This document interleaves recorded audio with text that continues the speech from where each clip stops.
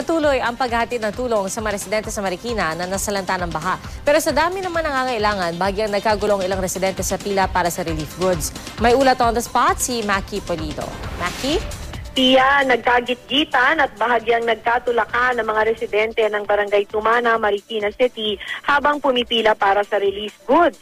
Wala makapagsabi kung gaano karami ang nakapila pero posible raw na higit pa sa 1,000 katao ang nagsiksikan makakuha lang ng konting relief goods. Alas 8 pa lang daw ng umaga nakapilang marami sa kanila kaya't may mga nahilo na habang nakapila. Tinitiis daw nila ang pila dahil malaking bagay daw itong pantawid gutom. Ang namimigay ng relief goods sina dating Senador Mig Zubiri at kanyang asawang si Audrey, katabi nila si Mayor Del de Guzman at Congressman Miro Kimbo. Sa speech pa lang ni Zubiri, dumepensa na siyang hindi siya namumulitika. Pribadong individual daw siya ngayon na gustong tumulong at miyembro naman daw kasi siya ng Board of Governors ng Red Cross. Hindi naman daw siya umeepal kahit may planong kumandidato bilang senador sa 2013.